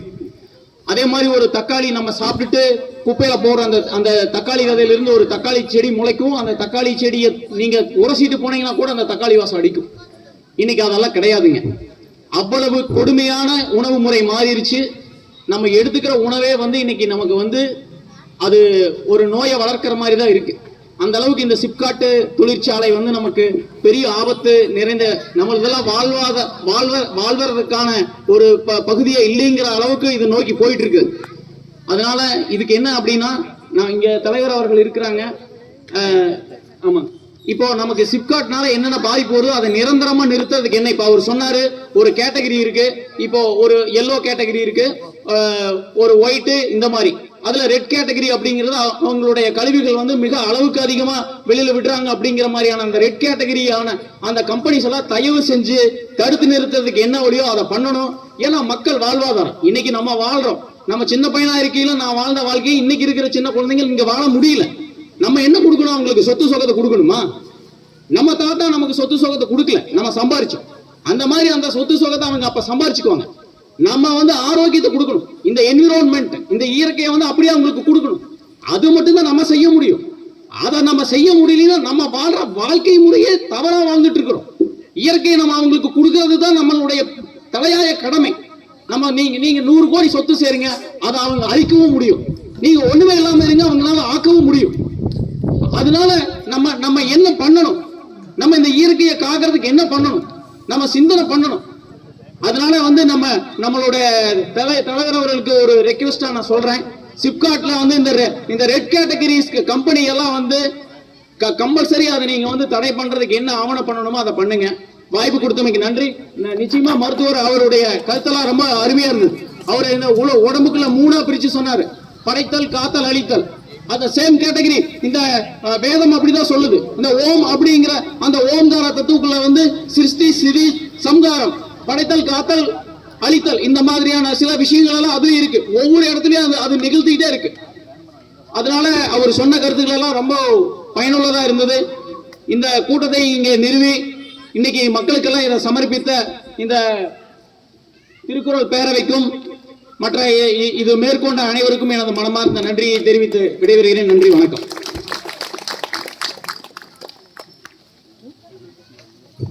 நம்ம ஊர்ல வந்து பாத்தீங்கன்னா கரும்பலகை இன்னைக்கு சாயங்காலம் 4:45 மணிக்கு திறந்து வச்சிருக்கோம். வாரம் ஒரு திருக்குறள் எழுத போறோம். அதுல அதை எழுதுகிற பணி வந்து பார்த்தீங்கன்னா நம்ம 9ஆம் நம்பர் ஆனந்த ரமணன் என்று அழைக்கப்படுகின்ற சுப்பிரமணியன் தான் ஏற்றுக்கிட்டாருங்க.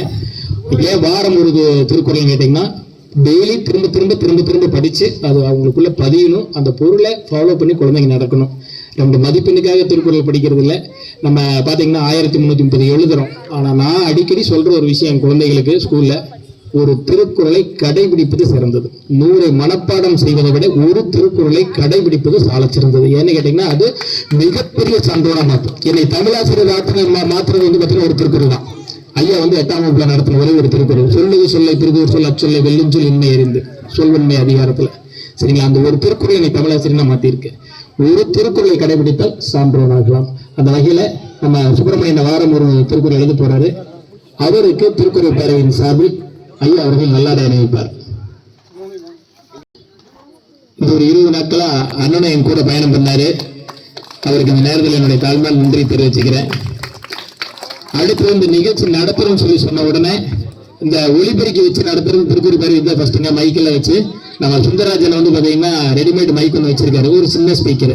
இங்க நிகழ்ச்சி நடத்துறோம்னு சொல்லி நம்ம சண்முகம் சுப்பராஜா இருக்காரு, என்னுடைய வகுப்பு தோழர். அவரு சொன்ன உடனே நான் ஃப்ரீயா பண்ணி தரேன்னு சொல்லி இன்னைக்கு ஃப்ரீயா பண்ணி கொடுத்துருக்காருங்க இந்த நிகழ்ச்சி. ஏன்னு கேளுங்க, நம்ம மருத்துவர் இருக்கார் பார்த்தீங்களா, அவர் கூட தினந்தோறும் காலையில மலை நடைபயிற்சி போறவர். டெய்லி இவங்களை காலையில் போறவங்க அவர் போயிட்டு இருக்கிறவங்க. சரிங்களா, அதனால சண்முகம் அவர்களுக்கு இந்த நேரத்தில் நெஞ்சார்ந்த நன்றி. ஐயா அவர்கள் நல்லாடை அணிவிப்பார்.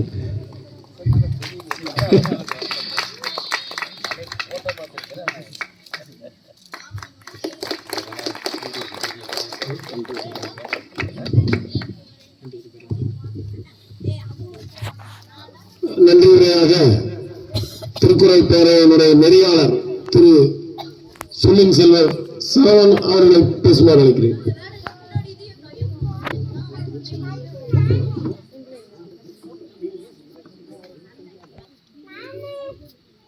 மரபு கருதி அல்ல, மனதில் இருக்கக்கூடிய ஒரு பேரார்வம் காரணமாக யாராலையும் முடியாதது சரவணனால முடியும் அப்படின்னு நிரூபிச்சிருக்காரு. அதனால எங்களது திருக்குறள் பேரவையினுடைய அருமையான எல்லாமே தலைவர், செயலர், பொருளர், நெறியாளர் எல்லாமே அவர் தான். அவருக்கு இந்த நல்லாடையை பொருளாளர் அணிவிக்கிறார். வாங்க செயலாளர், வாங்க வாங்க அண்ணா, வாங்க பழனி, வாங்க வாங்க செல்வம் சொல்லுங்க.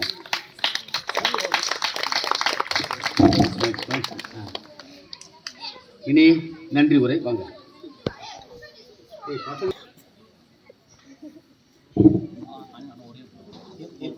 ஒரு கருத்தை பதிவு பண்ணத்தான் அது வந்து அடுத்தடுத்துக்கு போகும்.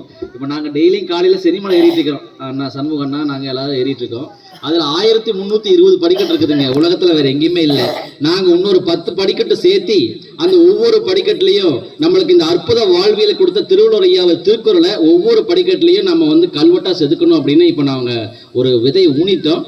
அது முளைச்சிருச்சு. அந்த அதையும் சொல்றேன் சார். ஏன்னா உலகத்துக்கே வந்து ஒரு தமிழ் கடவுள் முருகன், அவன் உலகம் ஃபுல்லா இருக்கிறான்.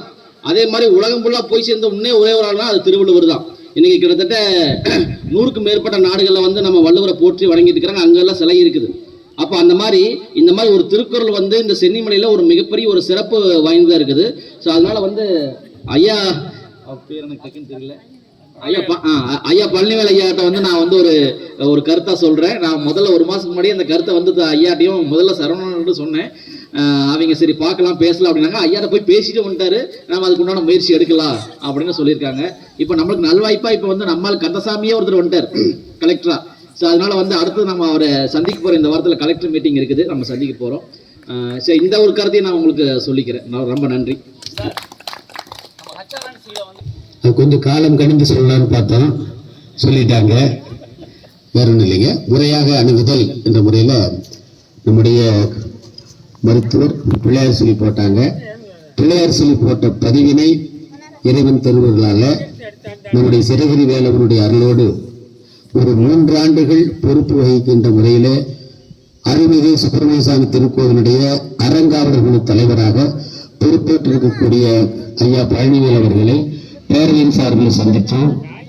விவரங்களை சொன்னோம். பரிபோடு அதை ஏற்றுக்கொண்டு முறைப்படி செய்யலாங்க, விண்ணப்பம் கொடுங்கன்னாங்க. நாங்கள் அதே போல அலுவலகத்துல விண்ணப்பம் கொடுத்து வந்திருக்கிறோம். அவங்க பிள்ளையார் சொல்லி போட்டாங்க. பேரவை சார்பில் நாங்களும் பிள்ளையார் சொல்லி போட்டிருக்கிறோம். அமைந்திருக்கிறது நம்மை செயல்படுத்துவதற்கு கிடைத்திருக்கக்கூடியது யாருன்னு பார்த்தீங்கன்னா வேர் வைத்திருக்கக்கூடிய கதை பழனி வேலையா. சரிங்களா? தக்கலாம்.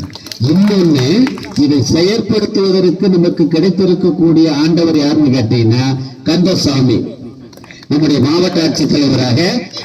தக்கலாமே, மாவட்ட ஆட்சித்தலைவர் நம்மவருங்க தமிழர். ஒரு தமிழர் இருக்கையில் அமர்ந்திருக்கிறார், நிச்சயம் செய்வார் என்ற நம்பிக்கையோடு உங்களது அனைவருடைய வாழ்த்தும் நம்முடைய கனவை விரைவில் நனவாக்கும். நன்றி. சொல்லிடலாங்க. 1330 திருக்குறள். சென்னிமலையினுடைய படிக்கட்டுகளுடைய எண்ணிக்கை 1330. இது ஒரு பெரிய வரலாற்று சாதனையாக மாறும். இல்லை, இப்போ 320, நம்ம 10 சேர்த்துருந்தோம். 10 சேர்த்தும் போது பார்த்தீங்கன்னா 1330ங்கிற போது இன்னொரு 100 ஆண்டுகள் கழிச்சு நம்மெல்லாம் காலமாகிட்டாலும் கூட இந்த ஒரு வரலாற்று சாதனை யார் செஞ்சா, எந்த ஆண்டில் செஞ்சாங்க அப்படிங்கிறது பதிவு செய்யப்படும். மிக முக்கியமான ஒரு நிகழ்வு அது. அதுக்கு இந்த ஆலோசனை நானும் மருத்துவர் ஐயாவும் பேசிட்டு இருந்தது போக ஐயாட்ட சொன்னதுக்கு அப்புறம் அடுத்த ஒரு ஒன்று சொன்னார். அதுதான் பெரிய விஷயம். இந்த பணி தொடங்கினால் 1 லட்சம் ரூபாய் நன்கொடை கொடுப்பதாக மருத்துவர் ஐயா சொல்லியிருக்கிறார். 1 லட்சம் நன்கொடை கொடுப்பதாக. பெரிய விஷயம். ஏன்னா எல்லா சிந்தனையும் வரலாம், நிதி ரொம்ப முக்கியம்.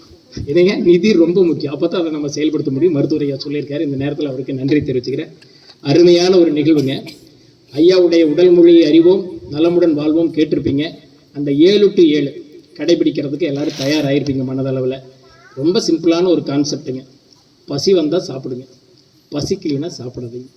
அந்த 5 நோய் சொன்னார் பார்த்தீங்களா? சளி, காய்ச்சல், வலி, வாந்தி, பேதி. இந்த 5 சிகிச்சை. அது வந்தால் தயவு செஞ்சு மாத்திரை போடாதீங்க. மாத்திரை போட்டால் ஆயுள் குறையுமே தவிர எக்காரணத்தை முன்னிட்டும் கூடவே கூடாது. அதை நல்லா நம்ம மனசில் பதிவு பண்ணிக்கணும். வர்றீங்களா? ஐயா பேசினார், நீங்கள் வெடிக்கிற வரைக்கும் பேசிட்டே இருப்பேன். டவுட் இருக்கும்ல, மாத்திரையும் போடக்கூடாதுங்களா, அப்படி இப்படித்தான் பண்றது அப்படின்னு.